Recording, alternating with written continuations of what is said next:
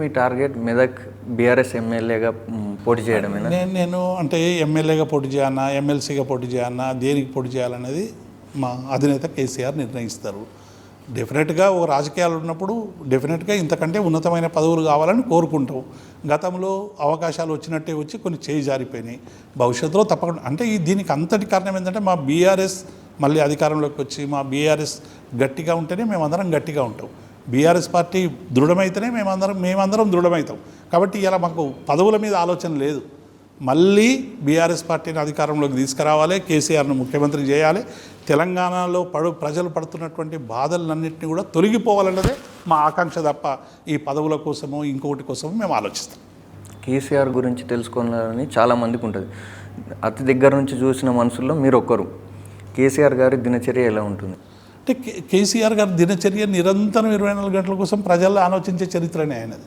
ఆయన నిరంతరం కూడా మేధోమదనం చేస్తారు. ఏ సమస్య తెలంగాణ అప్పుడు ఇంతకుముందే తెలంగాణలో కరెంటు గురించి అసలు విద్యుత్ ఇట్లెందుకున్నది, ఈ విద్యుత్ 24 గంటలు కావాలంటే ఏమేమి సంస్కరణలు తీసుకురావాలి, నీళ్లు కోసము రైతులు గోసపడుతున్నారు, ఈ నీటి సమస్యను ఎట్లా పరిష్కరించాలి, అట్లా అనేక సమస్యలు తెలంగాణలో. ఎందుకంటే వాళ్ళు 14 ఏళ్ళు మొత్తం తెలంగాణ ఉద్యమంలో గల్లీ గల్లీ వాడా తండా తిరిగిండు కాబట్టి అన్ని సమస్యల పట్ల ఒక స్పష్టమైనటువంటి అవగాహన ఉన్నటువంటి నాయకుడు కేసీఆర్ గారు.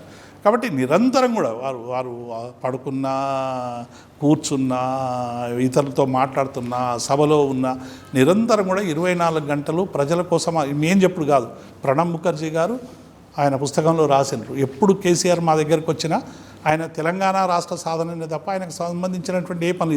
ఇప్పుడు మోడీ వ్యతిరేకిస్తున్నాడు కానీ మోడీ పార్లమెంట్లో చెప్పిండు, ఎప్పుడు కేసీఆర్ ముఖ్యమంత్రి తెలంగాణ నుంచి వచ్చినా సమస్యల మీదనే మాట్లాడుతుండే తప్ప ఇంకోటి లేదు. చంద్రబాబు నాయుడు ఏమో వేరే సమస్యలు పట్టుకొని వస్తుండే అన్నారు. ఇప్పుడు చంద్రబాబు ఆయనకు దగ్గరైండు, మా కేసీఆర్ దూరమైండు. అంటే చూడండి ఎట్లయిపోయిందంటే పార్లమెంట్లో ప్రకటించాడు మోదీ, కేసీఆర్ ఎప్పుడు వచ్చినా మా దగ్గరికి ఆయన ప్రజల సమస్యలు తీసుకొస్తున్నారు. మరి ఇంతకంటే కితాబు ఇంకేం కావాలి?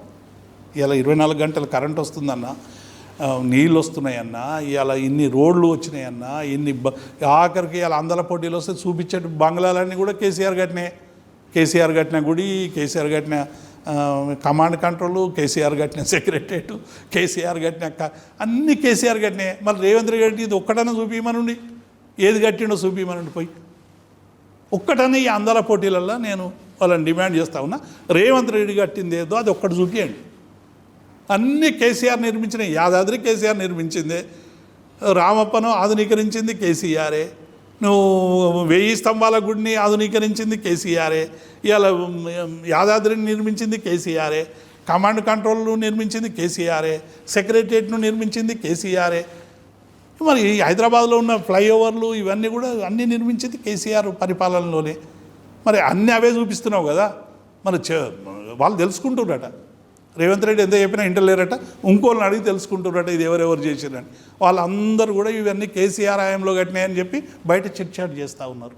కాబట్టి రేవంత్ రెడ్డి అభివృద్ధి అనేది